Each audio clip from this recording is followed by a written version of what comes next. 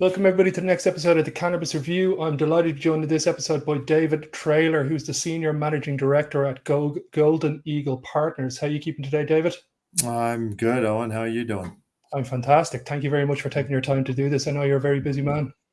Well, so are you. Everybody's busy these days trying to keep the lights on, right? Yeah, it's how many spinning plates are happening in the industry at the one time. Can you maybe give everybody a quick little overview of how you came about to found Golden Eagle Partners and your position in the cannabis industry?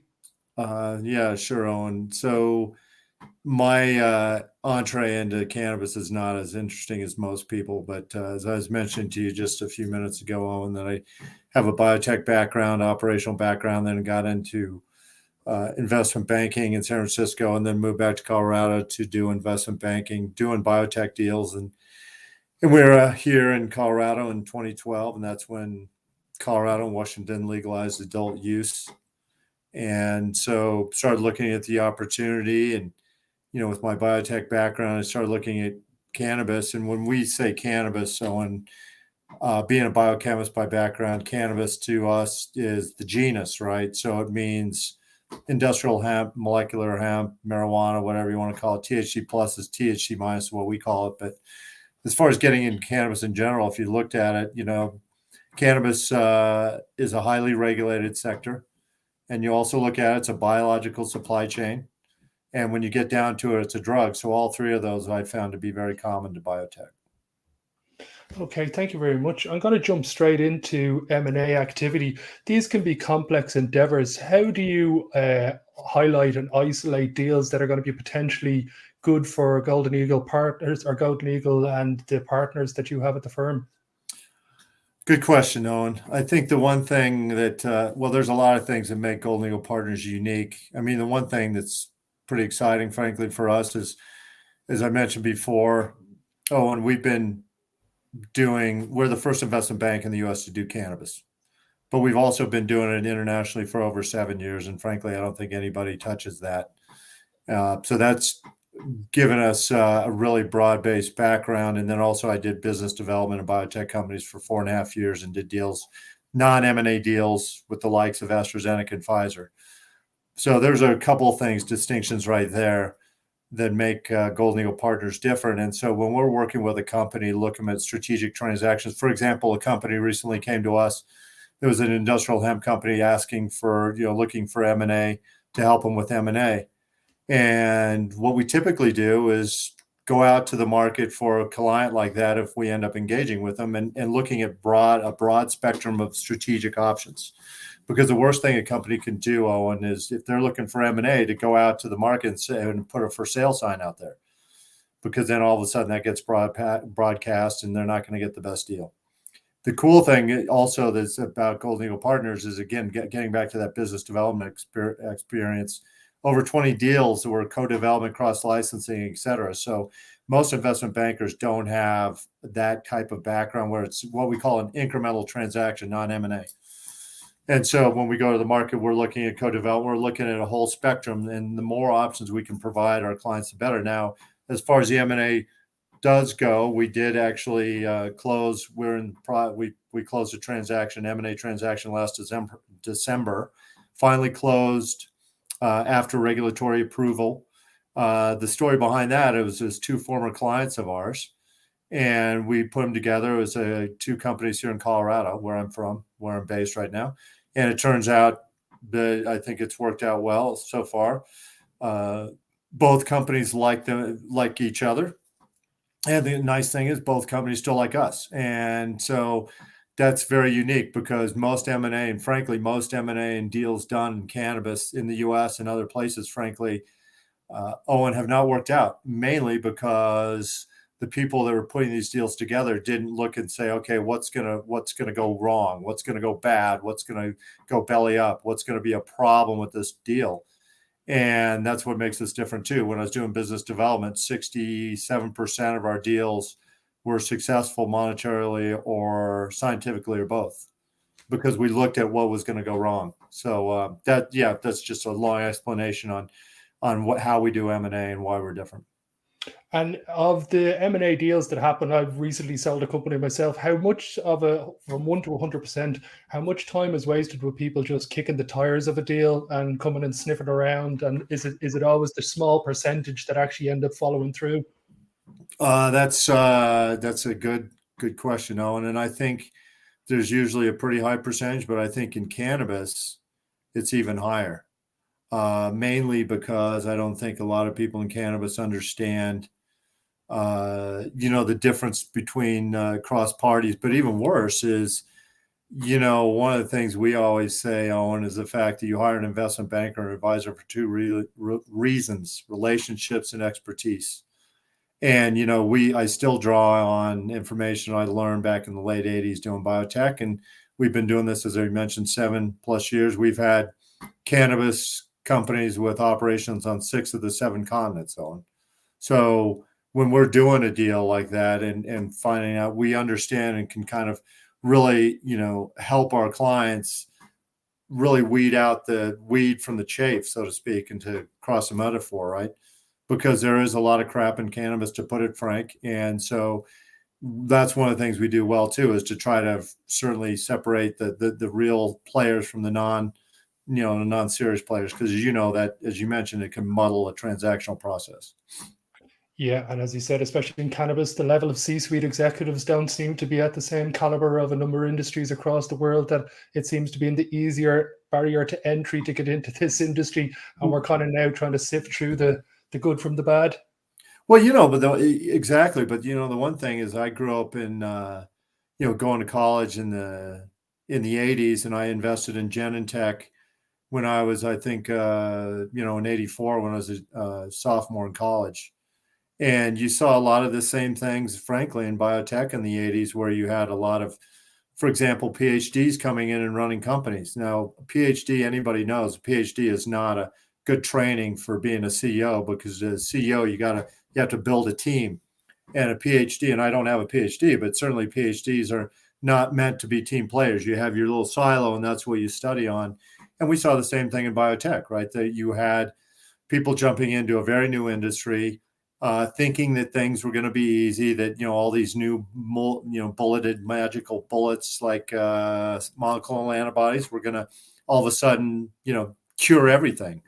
And that certainly is not what happened. And that's kind of, I think, the same thing you've seen in cannabis around the world, is people think, oh, it's going to solve a lot of problems, et cetera. And it may, but it's not going to happen overnight. Moving on to licensing and co-development agreements, these can be valuable strategies for expanding a reach and the capabilities of companies. What are the kind of key elements that you see of being a good licensing and co-development agreement?